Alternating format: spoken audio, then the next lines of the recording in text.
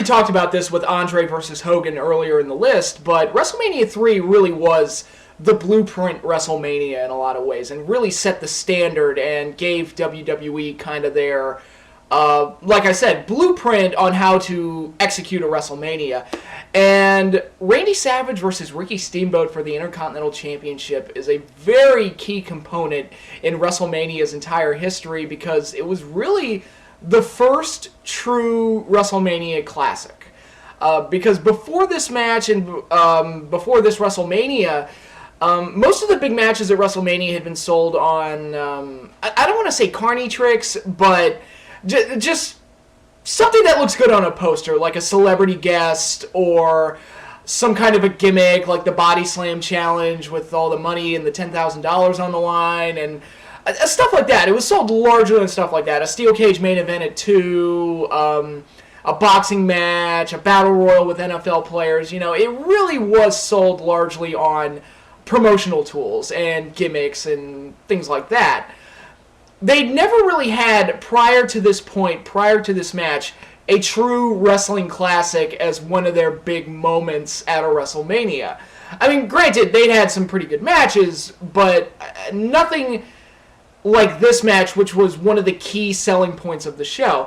And some people have addressed it in a way where Hogan and Andre is given all the credit for drawing the crowd and selling the show, and Savage and Steamboat is given all the credit for being the wrestling excellence on the show, and that they stole the show and everything like that. I don't think that's an entirely fair assessment, because it sort of implies that Randy Savage and Ricky Steamboat was just a great athletic display, and it didn't have any other significance beyond that. But that's not true. I thought the storyline for this match was great. I thought the build-up and everything was fantastic. It was really a prime example of how to do an injury angle and how to make an injury really mean something, and keeping Steamboat off TV for as long as they did just to sell that throat injury and that beating that Savage gave him with the ring bell. And they used it as a story point in the match itself, which added to the match and the drama and the story and everything else. They utilized Randy Savage's issues with George the Animal Steele and the love triangle with Elizabeth, which went all the way back to WrestleMania 2. So that was a nice way to get that involved, put George Steele and Ricky Steamboat's corner, and tie in that story as well to set up Randy Savage's ultimate fall, because Randy Savage was a clear-cut asshole heel who had been Intercontinental Champion for 14 months up to this point. And quite honestly, I think Savage often gets overlooked as one of the great Intercontinental Champions. I think he's one of the best Intercontinental Champions the company's ever had. I think because he became a main event star on the same level as like a Hulk Hogan, people kind of forget that he was an excellent mid-card champion, but he was great. And Miss Elizabeth was a nice source of heat for him, because he could mistreat her and get heat on himself for that. And he just, he's naturally a bit high-strung and kind of a lunatic. So it makes for a fun babyface character, but it makes for a great heel if you go that route with it. And I thought Savage played his role great and really set up Steamboat to be this great sympathetic babyface, coming back from an injury, salvaging his career, and coming back to win the title off of the guy who hadn't been beaten for 14 months. That's how you do a payoff to a long-term storyline. And so this match really exemplifies a lot of great things, not just for an in-ring aspect, but for how to build a match, how to set up the contender and the champion, how to get a long-term build-up out of it, how to make the title change mean something. All of that stuff. It was done really, really well in this match. And talking about the action itself, this match was so unique at the time. And like I said, it serves as kind of a blueprint for the type of matches that we see now, that go at that breakneck speed and go at that fast pace with the quick near falls in succession. You see that a lot now, and I'm sure Japanese and Mexican fans saw a lot more of it, but American fans had never really seen anything like this, not on any kind of grand stage. Normally, I mean, WWF had like its light heavyweights or its junior heavyweights or whatever, but they were used largely as filler and didn't really have a big place on the show. So to see a match like this that went this fast and was this athletic and had so many near falls, and back then every single roll-up, every single pin attempt felt like it could be the end of the match. That wouldn't be the case if you did that nowadays, but back then people were holding their breath in between each 2 count because you didn't know which one was going to be the end. Unfortunately, that's sort of been devalued today, but back then it was just a complete drama-filled go-round because you didn't know where the ending was going to come. And it all worked very great, and the action and the fast pace and all those near falls really complemented what was already a great story and a great setup.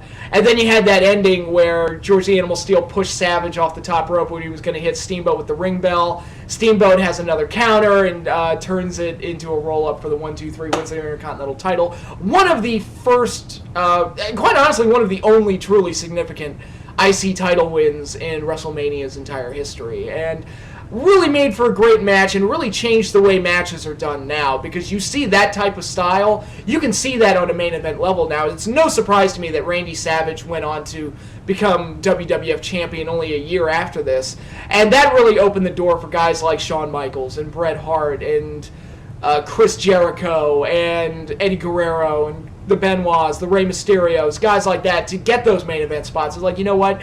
That fast-paced style is so exciting, it should be showcased as a main event. And if you give it the proper story and the proper build-up and the proper setup, it can be a main event-worthy style of wrestling. And this match was a trailblazer. And some people could say that it doesn't hold up as well because it's been surpassed, because a lot of the athletics in the match, it has been surpassed since then, but maybe I'm just kind of an old-fashioned minded guy in thinking this, but you can't beat the original. You can't beat the blueprint. And this match was such a trendsetter in so many ways that it'll always stand up there as one of my favorite WrestleMania matches, until there are no more WrestleManias. I think it's one of the very best and will be until the end of time.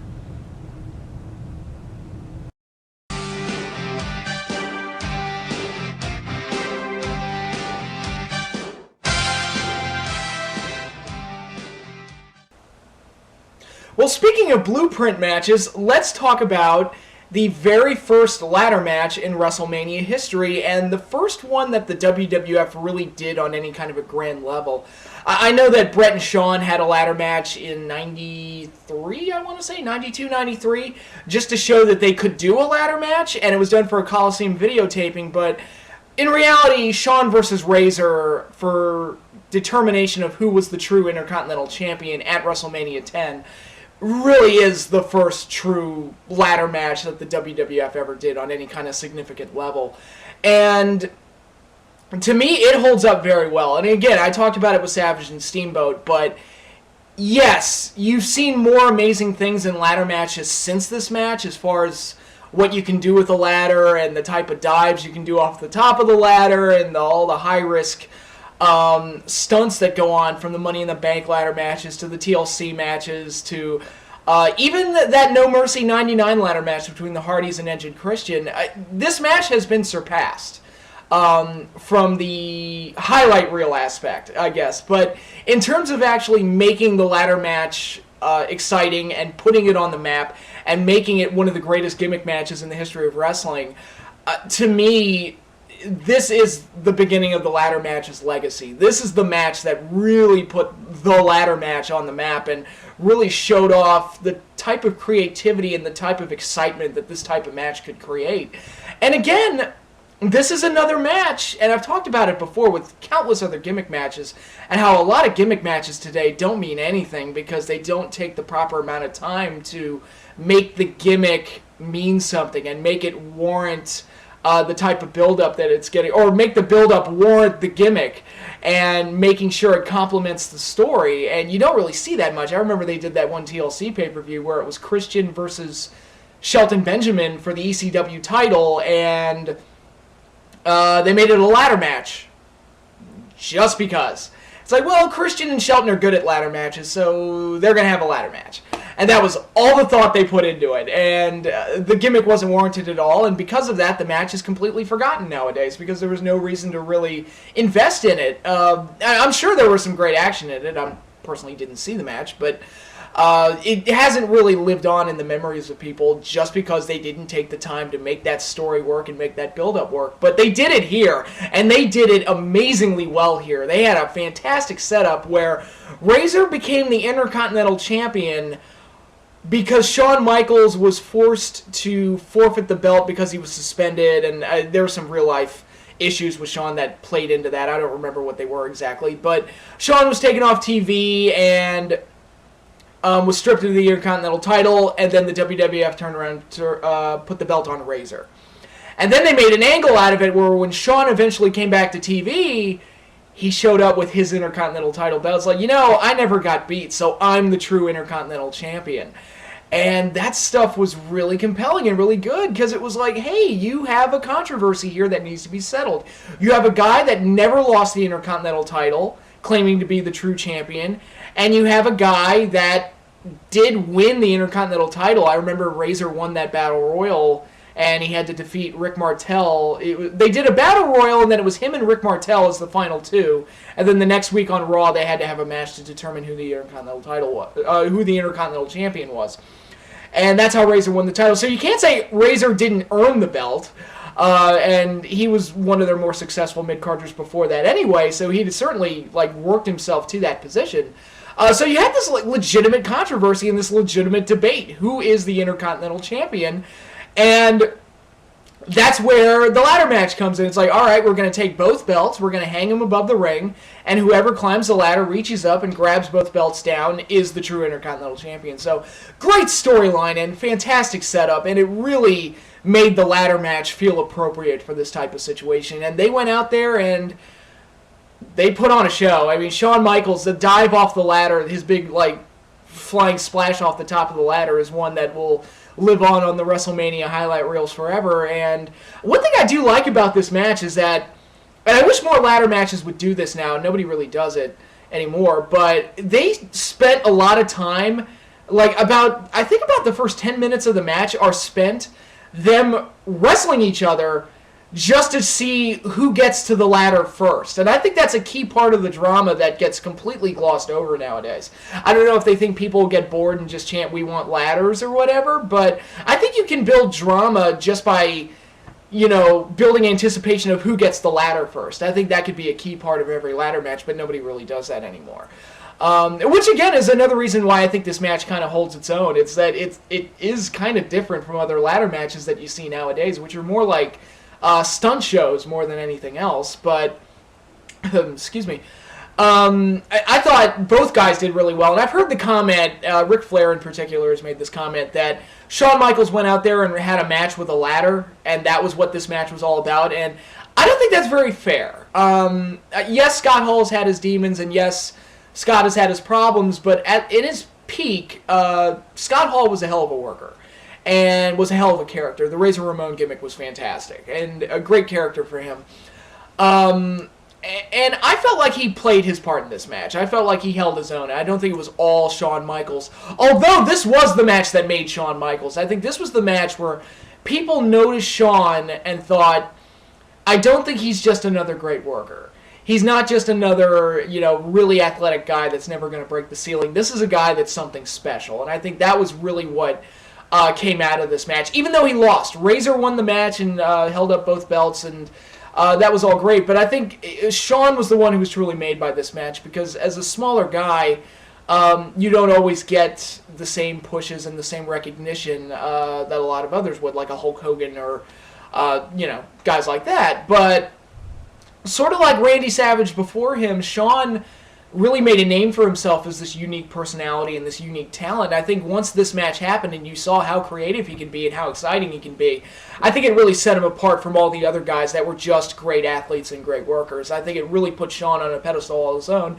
And sure enough, 2 years later, he was winning the WWF title in the main event. He actually got a WWF title shot the next year at WrestleMania 11, but I don't like to talk about WrestleMania 11, so we'll just forget that. So for that reason, I think that this is Shawn's key WrestleMania performance, and my personal favorite WrestleMania match that Shawn Michaels ever had. I think it's fantastic. It's my favorite ladder match ever.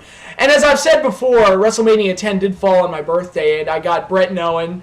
I had my favorite wrestler at the time, Bret Hart, winning the title in the main event, and I got this awesome ladder match that really changed the business and really stands the test of time as one of the all-time greatest matches. My favorite ladder match, one of my favorite Intercontinental title matches, one of the best matches in WrestleMania history, my favorite Shawn Michaels WrestleMania match, maybe my favorite Shawn Michaels match. It's the Hell in a Cell match with Taker's up there too, so it's a tough call between those two, but This match, to me, in a lot of ways, is almost untouchable. At least when compared to other ladder matches, it's absolutely one of the best.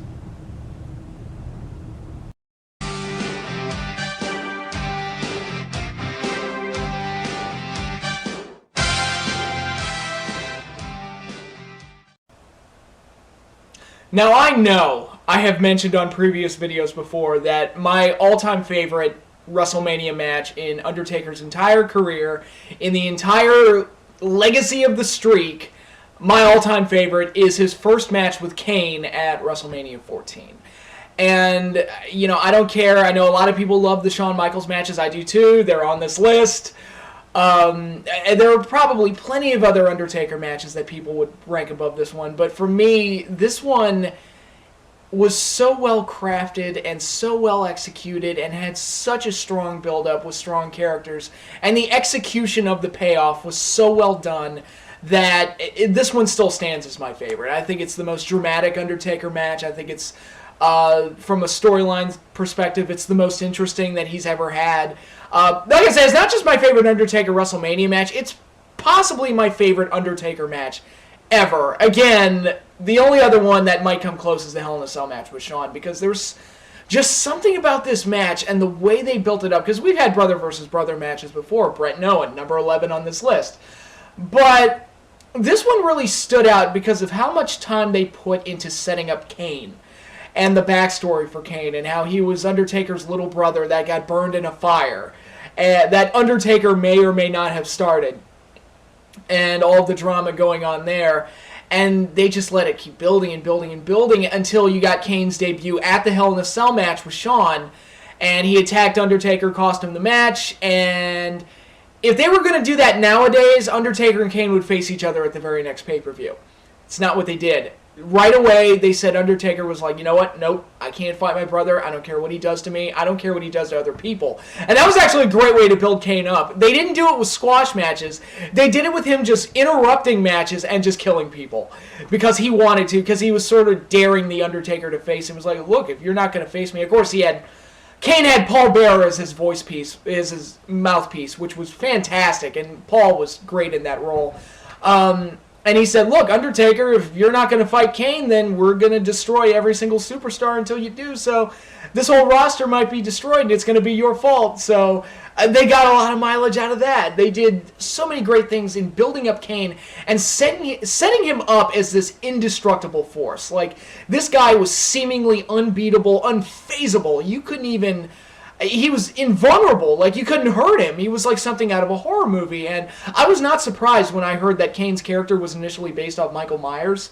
That makes a lot of sense. I also see a lot of Jason Voorhees in there. Just this indestructible tower of power that just rips through everybody that crosses his path. And, of course, there was the backstory that he'd been in an asylum for 20 years just wanting to get revenge on The Undertaker, and now he's been unleashed on the world with Paul Bearer as his handler. And just a great character. That's a great gimmick. That's a great character. And Kane's overall character has never been as good since then. It seemed like once they kind of got past the Undertaker thing, they slowly watered it down more and more and more until you got to, late 2000s where he was bald, no mask on, and just dull. That wasn't good. But, those early months in, like, the first year of Kane's character was an amazingly well-handled wrestling gimmick and wrestling character, and a perfect match for The Undertaker, who's another character who they put so much into, where you thought that The Undertaker was almost unbeatable. I mean, you would view him on the same level that you would a Hulk Hogan or an Ultimate Warrior or Goldberg or somebody like that, just this invincible force that nobody can contend with on equal footing anyway. Undertaker was just seemed as this invincible force, and here you go, you have this setup. They finally have their match at WrestleMania 14 after Kane locked Undertaker in a casket and set it on fire. It's like, you know what, no, I have to fight my brother now. That's the last straw. You locked me in a casket and set me on fire. That's the last straw. But Great special effects, I have to say, in the build-up. You have all these great moments where Kane is like shooting lightning out of his fingertips and blowing things up and setting people on fire and all this crazy shit. I mean, it was insane. Don't get me wrong, but it was a lot of fun to watch too. It had again great special effects and made for a great highlight package. And it was just this constant build-up. It's like you just wanted this match. You wanted to see these two invincible forces go up against each other just to see what would happen. With all the personal elements thrown into it as well, with them being brothers and the whole tragedy there. This match had so many layers to it and was so well done. And then you get to the match, and Kane obliterates The Undertaker. He just completely dominates him, and major credit goes out to JR on commentary. God, I miss him at the booth. But he was saying things like, I haven't seen 1, 2, 3, or even a group of people manhandle The Undertaker like I'm seeing now at the hands of Kane. Things like that just elevated Kane's character even higher. And the entire match, Undertaker actually employed a strategy, the rope-a-dope, where he kind of let Kane, he covered up and let Kane kind of punch himself out, which actually helped Undertaker gain his advantage later in the match, in the later stages. Kane kind of wore himself out. And I love stuff like that, where people have a strategy and it makes sense. And it was actually different from the usual, I'll work over a body part and that'll play a role, which is fine. I don't have a problem with that. I'm just saying, it's like, this is different from that. And you don't really see this type of thing done too often in wrestling matches. And it was the rope-a-dope. I don't think I've ever seen this since then. So it was different, and I liked it. And I liked that the strategy actually had a payoff, because that was the only way Undertaker was going to be able to get back into the match, is if he let Kane kind of punch himself out. But you also had these moments where Undertaker was the better athlete and was the more agile of the two, but Kane was far more powerful. And there was a moment where Kane was dropped on the apron, the ring apron, and Undertaker just flew right at him and just kicked him right in the face, and Kane fell off the apron, landed on his feet, and was completely unfazed by it. And it was just great things like that just really painted the picture, again, like a horror movie. This thing, he's not even a human being. This thing cannot be stopped. Like a Jason Voorhees, like a Michael Myers. So, again, this match worked on so many levels for me. Had the emotional drama, it had the human element to it, it had an emotional backstory, but it also had like these great horror movie elements, and it had all these great things. It had a sports logic to it, in that both contenders or both athletes had to be set up to get to this point. And, Undertaker employed a strategy that actually had a payoff. Just so many great things about this match. I just love this one so much. And, that great moment where Undertaker did his over-the-top rope dive, and then Kane kind of caught him and slammed him through a table, which I would not want to try that, but okay. Again, putting over Kane's power, and to beat him, because, Undertaker won this match, shocker. Undertaker had to tombstone him 3 times. And this was before, like, this recent string of WrestleMania matches where everybody kicks out of the tombstone now, and it's really not that big of a deal anymore. At the time, it's like nobody kicked out of the tombstone, and the fact that Undertaker had to use 3 to beat him was shocking, and really, again, even in defeat, made Kane look almost invincible, and just really well booked and very well done, and one of the best executed matches I've ever seen. It was so good, so well done. And I'm trying to think of other things to really say about it, that I wish they hadn't done as many rematches as they did, because I think this match kind of gets thrown in with all the other Undertaker-Kane matches, but to me it stands on its own. I think this is by far their best work together, and one of the coolest Undertaker matches I've ever seen.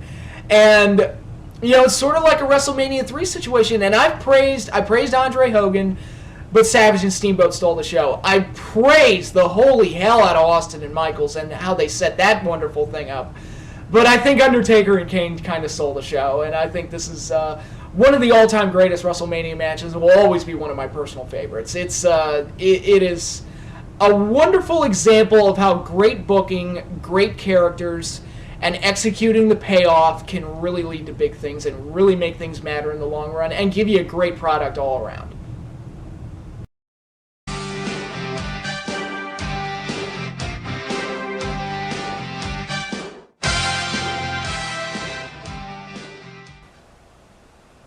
As I sit here, I'm trying to come up with things to say about this match that haven't already been said a million times. Bret Hart versus Steve Austin in the submission match at WrestleMania 13. This isn't only one of the greatest matches in WrestleMania's history. It isn't even about being one of the greatest matches of all time, period, even though it is. This is one of the most defining matches in the entire history of the business, and it helped usher in a new attitude, if you will, that changed wrestling forever. And it's one of the most important matches that has ever taken place. Period. There's no other description for it. This match just, I'm struggling to find the words to really talk about how important it is, but obviously it was the match that made Stone Cold Steve Austin the star that he ultimately became, because after the match was over and you had that great ending, which is, that to me, that ending with him being locked in the sharpshooter as blood is pouring out of his face, and then passes out from the pain rather than quits. Not only did it cement Steve Austin as one of the biggest babyfaces in wrestling, and ultimately he would become the biggest babyface in wrestling, it was a moment that will go down in the annals as, when I think of moments that define pro wrestling, that's one of those moments. That's one of those moments where if people ask me, how do you define pro wrestling? That, right there, and everything that's good about it, and everything that's exciting about it, and everything that makes the art form worth it. Moments like that. And, but obviously this match has a lot more to it than just its awesome ending. It's really, really awesome ending, which was really just the cherry on top. What you had here was two characters, neither one of whom was a babyface, and neither one was a heel. You had Austin, who in most situations would be the clear-cut heel, but he was kind of cool, and he was kind of playing to that counterculture atmosphere that the 1990s had, the late 90s especially. A new generation of fan was being created, and they were supporting Austin more and more as the weeks went on, and he didn't change a thing. He was still the roughneck, rule-breaking bastard that he was before. It was just now fans wanted that type of character to root for. And Austin was gaining more and more support every day. And then you had Bret, who in most situations was the hero. They painted this whole situation where Bret was complaining about being screwed all the time. He felt like he was being disrespected. He felt like the fans were turning on him because more and more of them were supporting Austin. And this once great hero was now... didn't seem like the perfect knight in shining armor anymore. There was a little dirt on the armor, there's a couple holes in the armor, kind of, and he didn't seem like the perfect squeaky clean hero that everybody thought he was. So his character was sullied, and in the end, you really had this great match between two tweeners, and you didn't have a clear-cut person to root for. You had one guy who used to be a good guy but was acting kind of like a dick, and you had and a crybaby, and you had this one guy who in most circumstances would be the villain, but he was kind of cool, so you kind of wanted to pull for him a little bit, but it hadn't quite been fully established that you should yet. So it was really a unique situation, just shades of gray all around, not 50. But shades of gray with both characters, and all you really knew going into it was that you wanted to see them fight each other, you wanted to see them rip each other's heads off, because their hatred and their venom towards each other felt raw, and it felt legitimate. It felt like these two really hated each other, and if you look at them on the surface, it makes total sense that they would hate each other, because as characters, they couldn't be any more different. And that was a great aspect that really defined the Attitude Era as well, is that, people say it was the cursing and the sex and the over-the-top crash TV that really made the Attitude Era work. What really made the Attitude Era work was that you had these larger-than-life characters that had believable motivations, believable stances, believable personalities, and it was believable, I'm going to keep pounding that word into the ground, it was believable that they wanted to beat the holy hell out of each other, and you wanted to see them beat the holy hell out of each other, and you got a lot of great payoffs because of it. That to me is what defined the Attitude Era, is that it was exciting, it was over the top, but it felt real, and it felt believable, and you wanted to see these fights. You wanted to see these characters clash with each other, and this match was one of the first ones, if not the first one, in that kind of transition period into the Attitude Era that really captured that. And keep in mind, WrestleMania 13, they did an awful job of promoting the show and building storylines for the show. They really just kind of lucked into this match, and they were lucky that Brett and Austin had unresolved issues going back to the previous year, that they could revisit it and do a WrestleMania match between the two, because they clearly didn't have a plan for this WrestleMania. It felt like once Shawn lost his smile, like everything kind of went down the tubes. But they did have this match to fall back on, and man, did it work. It worked in such a great way, because the fans just, whether they were rooting for Brett or they were rooting for Austin, and the fan support throughout the match seemed to be going back and forth and back and forth. And that made it really exciting, because you didn't know what the hell was going on. But the fans, no matter who they were rooting for, the fans were eating all of it up. And it was one of the most exciting, brutal fights in WrestleMania's entire history, in the WWE's entire history. And it was just a thrill ride from start to finish. And that's what happens when you have two great characters that you firmly establish, and you establish that they hate each other and you want to see them fight. That's what makes it exciting. I think a lot of fans have the misconception that it's all about creating the quote-unquote athletic 4-star matches, and if you just put two great workers together, it'll work. Not necessarily. You have to cultivate and create the characters and their situation, and getting them to that point to where you really want to see that fight. And when it finally happens, it's such a satisfying payoff that it just works.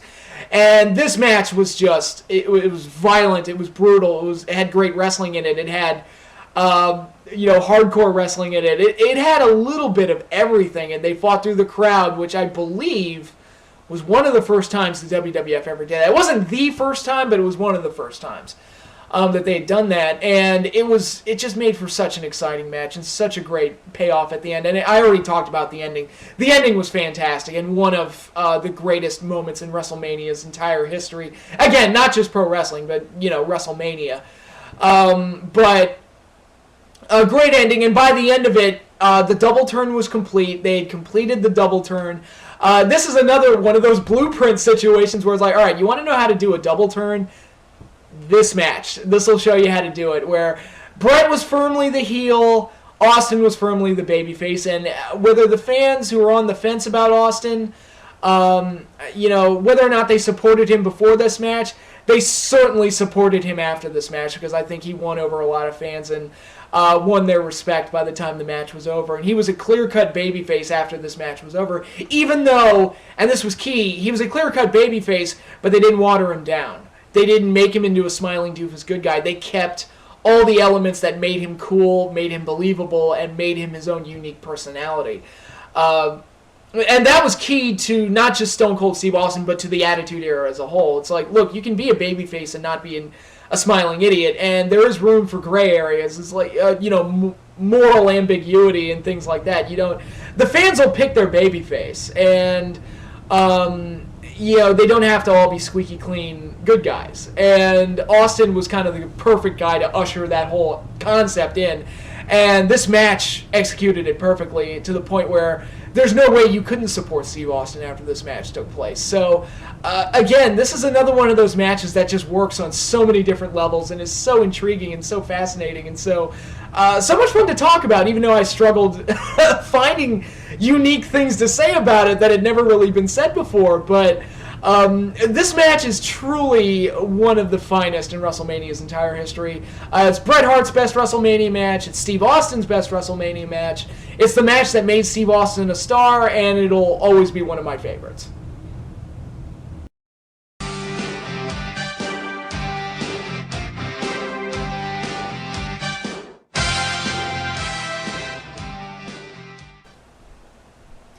Now, I've talked before in my videos about how I feel the term legend gets thrown around a little too loosely by both the different wrestling companies and by fans.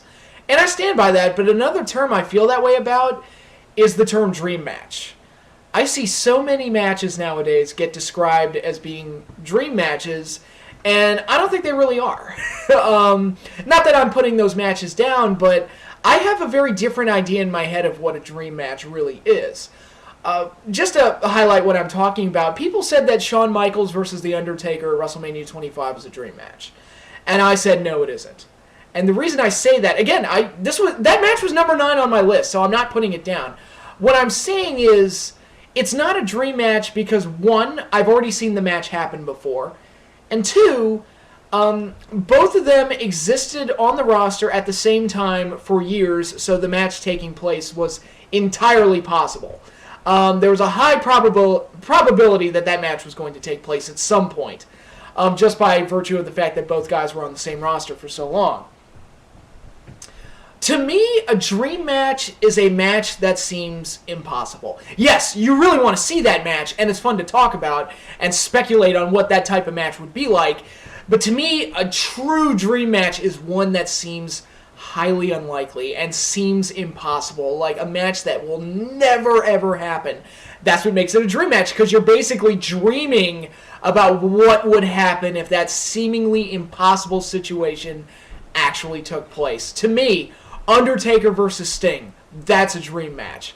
Bret Hart versus Kurt Angle, that's a dream match. Shawn Michaels versus Ricky Steamboat, that's a dream match. Matches that are fun to think about, but will most likely never ever happen. Hogan versus Austin, Hogan versus San Martino, Austin versus Goldberg, I'm trying to think, Rock versus Shawn Michaels.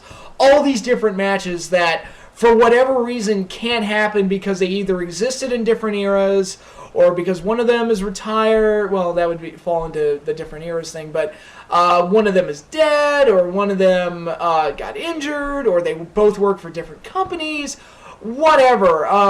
Whatever circumstances are in place, the matches seem impossible that they will ever happen.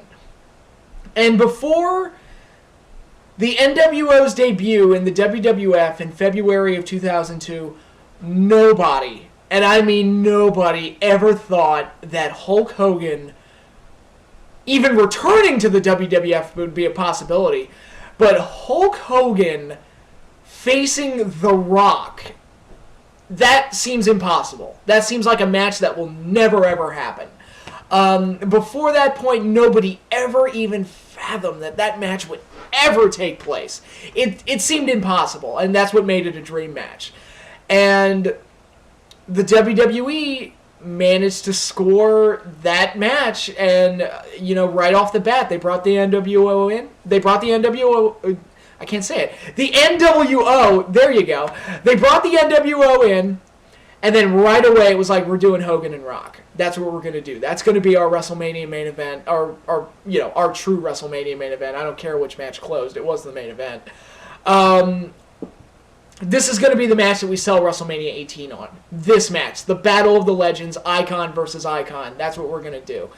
And they set it up the very next night on Raw in that fantastic segment where the two of them stared each other down and the match was made official.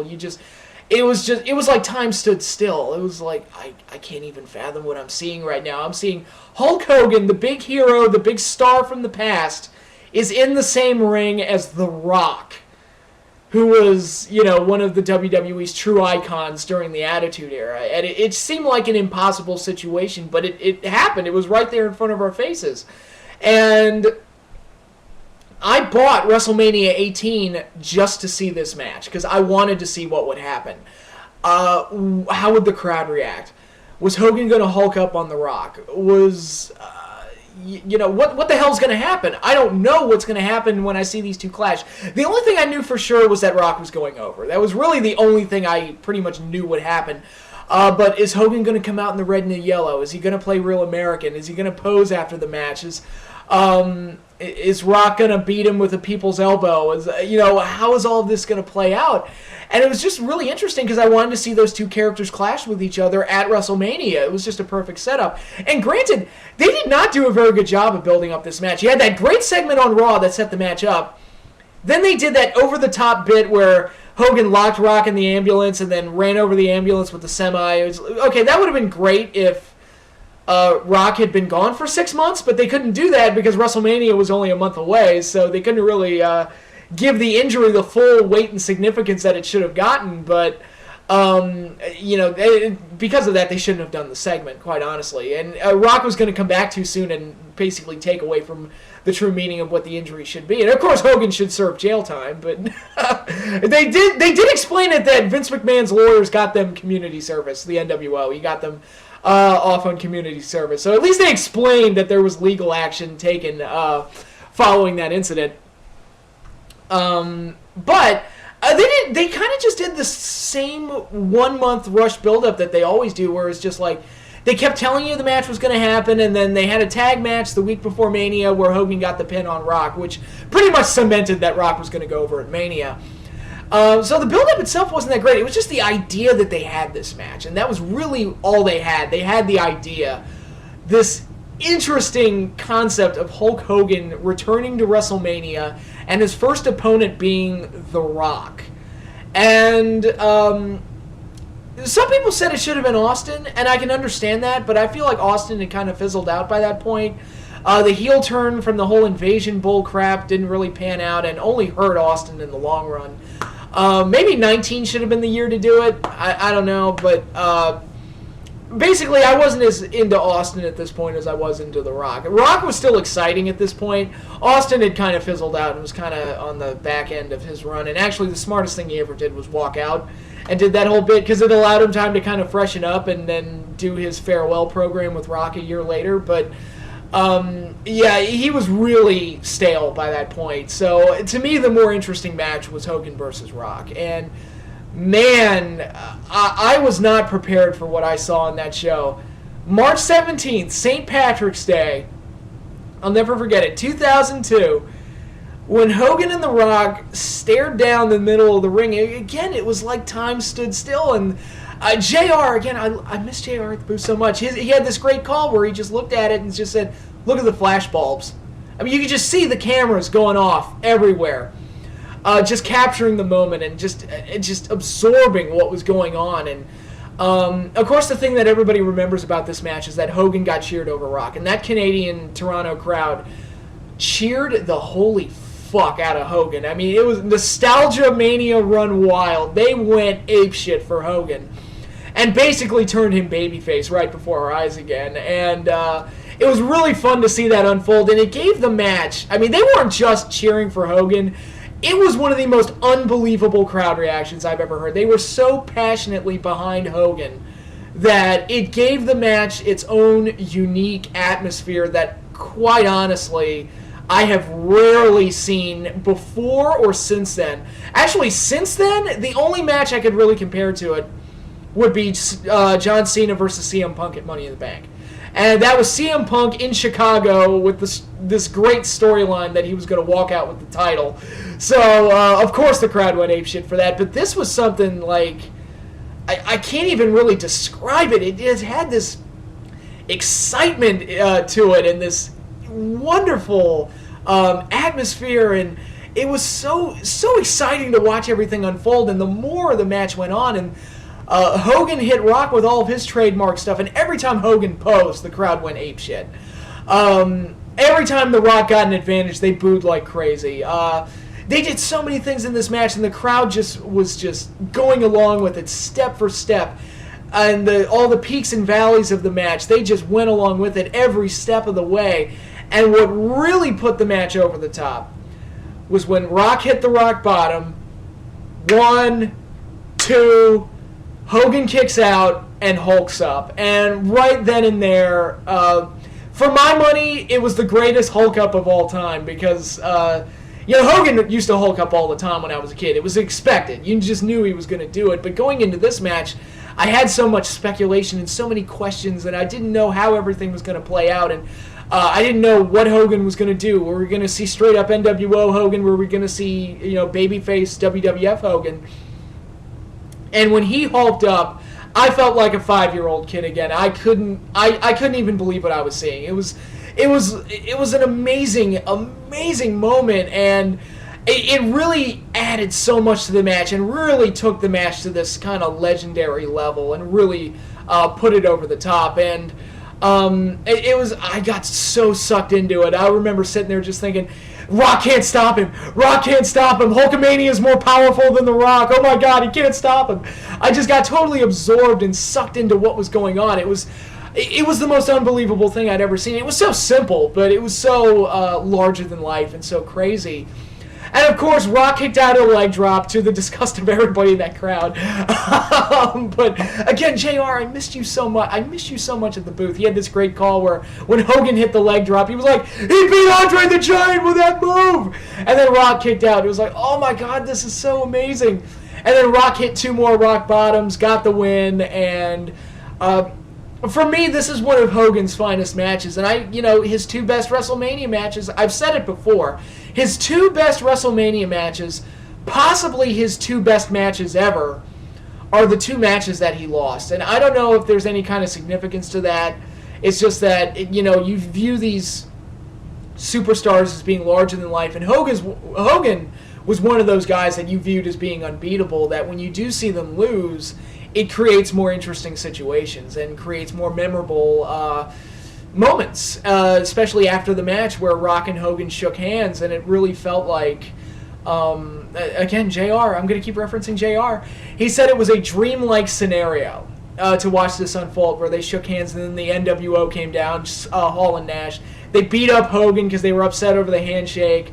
Rock helped Hogan fight off Hall and Nash, and then Rock gave Hogan the stage and let him pose. And that was a great ending to what was already a very entertaining situation and one of the greatest moments and matches in WrestleMania's entire history. And, I've praised JR enough with the commentary. What about Jerry Lawler? He had some great calls, and I'm so hard on Lawler these days, but he had a great call where, again, to add to the whole dream match discussion, he talked about what would happen if Mike Tyson fought Muhammad Ali. What would happen if Babe Ruth fought Barry Bonds in a baseball game? We're never going to get to see those situations, but we are going to get to see Hogan and The Rock. And, calls like that really add weight and gravity and meaning and significance to matches like this. And this match, for its uniqueness, for its atmosphere, for its excitement, and for the fact that, in my mind, it is truly a dream match come true, this is easily one of the best WrestleMania matches of all time. Certainly one of the most exciting, one of the most emotionally charged, and one of the most unique.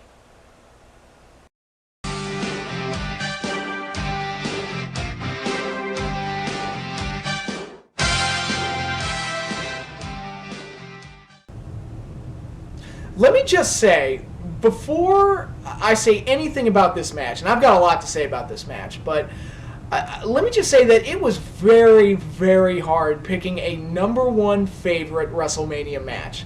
That was extremely difficult, and that was probably the hardest part about doing this entire series, picking a number 1 favorite WrestleMania match, because I didn't really have one before making this list. I mean, you look at just the top 10. The 3-way at 20. Taker Shawn at 25. Hogan Warrior at 6. The Rock Austin matches. Savage Steamboat at 3. Excuse me. The ladder match at 10. Undertaker and Kane at 14. The submission match at 13. Hogan Rock at 18. And then this match. Any one of those matches could be a number 1 favorite of mine. So it was really difficult to get the matches ranked and pick a number 1 favorite out of that. But after thinking about it and after mulling it over for a while, I decided, it's like, yeah, Warrior Savage is my favorite WrestleMania match. And I should note that I made this list before the recent Hall of Fame class came out. So that's merely a coincidence and has no connection to why I picked this match as my favorite. But this is a match I saw when I was very young and was one of those matches that really had an impact on me. It was really one of my favorite matches as a kid, and it was one of the ones that really stuck with me as being one of the most dramatic and exciting matches that I'd ever seen. To me, this was like one of the most amazing matches ever that will ever happen because, obviously as a youth I was very impressionable, and I think the match holds up as a very emotional, exciting, atmospheric, and dramatic contest. I think it really stands up there as one of WrestleMania's all-time greats, and it doesn't always get the credit for it. It often gets overlooked.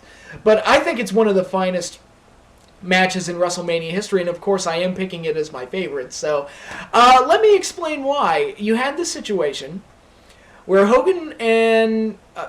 where Warrior and Savage were two of the biggest stars of the time period. They were two of the most recognizable names that the WWF had to offer during this time. And they were both batshit crazy. You had the Warrior that, wore face paint, wore tassels on himself, dressed like a crazy person with the bright colors, and then talked about shit that didn't make any goddamn sense. And then the other side, you had Randy Savage, who was this kind of weird talking type of guy, and he's always said these strange things, and he would talk real low, but then he would get real loud, Randy Savage was a bit of a weirdo, and was every bit as insane as the Ultimate Warrior, if not more so. So putting the two together was a match made in heaven, and made for some batshit crazy promos. Excuse me. It made for some really good stuff, really good television leading up to it, and they really made it again, which is key to building up most matches, they made it seem like these two really wanted to beat the shit out of each other, especially after the Royal Rumble, and that great bit that they did where Savage helped Sergeant Slaughter win the title. That was so well done and so great, and Warrior and Savage really upstaged everybody else at WrestleMania 7, including the main event, just in terms of the build-up, because that, to me, was the key match to look forward to at WrestleMania 7, was that match between these two lunatics, and to raise the stakes even more, they made it a career-ending match. Of course, that turned out to be bullshit because Savage ultimately lost the match, but he was back wrestling again by the end of the year, and Warrior left the company before Savage did. So, one of those weird situations that just sort of played out that way. So the stipulation didn't have any long-term consequences, but it raised the stakes for this match going into it. So it was exciting to think about going in that one of these two guys was going to be having their last match. The whole idea seemed crazy because both guys were, Warrior was still hot at the time and was still exciting, and, the fans still loved him. Of course, the business the company was doing as a whole wasn't as good, but Warrior was still over with the fans, and Savage was just as great as ever, both as a wrestler and as a character. So, the idea that one of these guys would have their career end after this match was almost crazy to think about, because these are two guys that were really in their prime. Going into this. This wasn't like Michaels and Flair at WrestleMania 24, where we all knew Flair was going to lose because he was at the end of his rope anyway. But, this one is like, who could possibly have their career end after this match? And it really raised the stakes and really led to a lot of great intricacies about the match and a lot of small details that really made the match work for me. Warrior, we all know his entrance. His music hits, and he runs to the ring like a bat out of hell. And just runs around the ring, shakes the ropes, goes all crazy and everything. In this match, he walked to the ring. And that was just a small detail. And again, I've said this before in my videos. I'm a big fan of small details. I mean, so many people focus on the big spots and the big highlights and all that. And that's all great, but I look for the little things and the little details that really help tell the story and really add layers to it and make it work. And for some reason, Warrior walking to the ring really heightened the importance of the match and how seriously he was taking this. He was going to save every bit of energy he had for this match. Everything bell to bell, the Warrior was going to be at 100%. He wasn't going to be gassed up from running to the ring, and he wasn't going to be breathing heavy as the bell sounds. He is going to save all of his energy, his ferocity, and all of that for the match and for Randy Savage. And of course, he in the outfit he wore, he had the knee pads with the Warrior and with Savage's face on them, and on the back of his tights it had a picture of the WWF Championship, the Eagle belt, which is such a great looking belt. Love the look of that belt. But it had a picture of the belt, and the tights said, "Means so much more than this," and it just made it seem like that this was the most important match on the show, because a career was on the line, and both careers were on the line, but you knew that one of them was going to come to an end when it was all said and done, and the crowd was eating it up from the beginning. I mean, from the beginning, this was clearly the match that was the true main event of the show, and it was just an action-packed thrill ride from start to finish, where Savage and Warrior just beat the holy hell out of each other for the entire time. And it really gave off the impression that these two really are fighting for something more than just a win. They are fighting for their careers. Sherry, who was in Savage's corner at the time, because she was Sensational Queen, and I should note that Macho Man was Macho King at this point. She was interfering all throughout the match, and she added a lot. I thought she was a key point to the drama.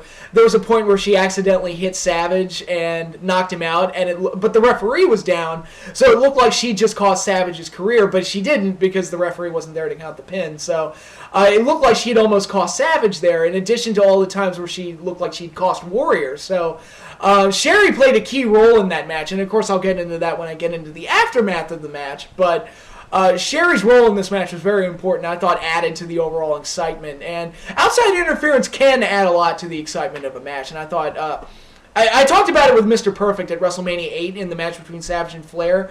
That was the same thing here, where I think the match would be less if it didn't have the outside interference. I thought Sherry played a key role in this whole match, and Savage and Warrior, the whole match just seemed like an endurance test where each guy was going up and down and taking their best shots from each other, and it was just the entire match of that. And you get to that one moment where Randy Savage hits the flying elbow drop, and then he gets up and does it again, and then he does it again, and then he does it again, and then he does it for a fifth time. He hit 5 straight, not getting the pin. He did not go for the pinfalls in between each one. He literally got up and hit the flying elbow smash 5 fucking times in a row to put Warrior down. And, nowadays, most WrestleMania matches and the big WrestleMania matches are finisher fests, and I've criticized that a little bit because it's been devalued. It doesn't mean as much as it used to, but back then it was like, oh my god, Warrior's done. He's over. It's over. Warrior's not getting up from this. And he did. He kicked out. And it was just like, oh my god, this is the most insane thing ever. If they were to do that now, it probably wouldn't carry as much weight. But back then, it was the most amazing thing ever. How times have changed. And I should also note, going into this match, I was never a huge fan of the Warrior as a kid. I was fully in Savage's corner, so it was like, no! Why did he kick out? But then you get to that moment where Warrior hits the Gorilla Press and the big splash, covers Savage, and then Savage kicks out. And you have this really odd moment where Warrior looks at his hands, and I don't know if he was talking to his gods or whatever, but he looks like he has doubt that he can win this match. He's like, maybe it is time for me to step away, and he starts to leave. And it's just him looking at his hands and kind of talking to his hands, and and nobody really knows what's going on. Is he talking to like I said, is he talking to some higher being? Is he talking to himself? Is he expecting some kind of an answer when he talks to his hands? What's going on? But it's one of those weird things where Warrior's character was so bombastic and so strange and so out there and so otherworldly. It's kind of like Undertaker and a lot of the things they do with Undertaker's character. How can the Undertaker teleport? It's so weird and it's so bizarre, but they're so the performer, to their credit, and Undertaker, this is true of him, and it was true of Warrior, and say what you will about the Ultimate Warrior, and Lord knows I've criticized him plenty, but he made you believe that he was that character. I mean, there was no doubt that he believed everything he was saying. And when he looked at his hands and started doing that, I don't know, maybe it's just me, but I bought it. I was like, I totally bought into it that Warrior would have a crisis and it would be staged very much in this manner. To me, it made perfect sense within Warrior's character to do something like this. And it just worked. And not everybody could have gotten away with that. John Cena couldn't do that. Batista can't do things like that. Even, I don't think Hogan could do that. Even more otherworldly characters, as out there as Hogan was, I don't think Hogan could have gotten away with something like that. I think this is just something that it made sense for Warrior. And it was a uniqueness to his character and his personality that really made that moment work and almost cost him the match and his career. But then you had the ending where Warrior basically shoulder tackled Randy Savage to death. And, of course, before that, Savage did his flying double axe handle from the inside of the ring to the outside. And he was going to hit Warrior, but Warrior moved out of the way, and Savage hit the steel railing, the security railing, and that pretty much ended Savage right there before Warrior shoulder tackled him to death. And you get that great image where Warrior puts his foot over Savage and raises his arms, and referee counts to 3, and that's it. And some people thought that made Savage look weak. Personally, I think he crashed face first into a steel railing and then got shoulder tackled several times by the Ultimate Warrior. I bought that he was unconscious. I was like, tell me you could take that much punishment. So I don't think it made Savage look weak. And I think it kind of sold it as that endurance test. I think because that's what the match really was. And Undertaker and Shawn at 25 had that aspect to it, where it just felt like both guys just beat the ever-living hell out of each other and just gave each other their best shots. And in this case, it just felt like Warrior was the more powerful being, and that was just symbolic. It was like Savage gave everything he had, but in the end, you had to be completely spent to be beat in this match. And that was kind of the impression that was being created as the story went, and the match kept going and going and going. It really did feel like you had to be beaten to unconsciousness to lose this match. And so I bought that, and I thought the pin with Warrior raising his arms and having his foot over Savage's chest, I thought that was a powerful image, and really I was perfectly fine with that being the ending to the match. So you get this match, and it's already a fantastic match, one of Mania's finest. Then you get the aftermath, and I know a lot of people don't count the aftermath as part of the match. I do, because I think it's part of the story. It's part of the follow-up to the match. It's the, when I was in school and I studied drama and philosophy and things like that, we talked about story structure, and, you have the rise, you have the beginning. In any story, you have the beginning, you have the rising action, you have the climax, then you have the falling action, and, the aftermath to me is part of the falling action. It's the epilogue, basically, and to me it's a very important part of the match. Sensational Sherry, realizing the Savage's career was over, was really upset at him, and I forgot to mention this, but before the match began, they revealed that Miss Elizabeth was in the audience and paid a ticket to see this show to see if her former man, Randy Savage, would have his last match, and she was there. Despite all of the hardships that had happened in their relationship and how their partnership had ended, she wanted to be there to see if this would be Savage's farewell, and of course he lost. And Sherry got pissed off and started kicking him while he was down, and that led to Miss Elizabeth jumping over the railing, taking Sherry by the hair and throwing her out of the ring, which that was great, because you didn't see Miss Elizabeth get physical very often. So that was great to see that. Savage gets up, sees Miss Elizabeth, and again, it's one of those things where the audience just bought it. It's just instant forgiveness. They just looked in each other's eyes, and it was all the hardship that they'd ever been through in their entire partnership and everything that had happened between them that we saw develop on TV as part of a storyline. Of course, the real-life marriage didn't turn out quite as well, but in storyline, this felt like a gigantic payoff to a long-term relationship that had been presented on television for years and years and years. They look into each other's eyes, their arms outstretched, and they embrace in the middle of the ring as Savage's music plays for what people thought would be one last time, as he gets to leave the ring with his beloved, and the fans go crazy, and Savage is a babyface again.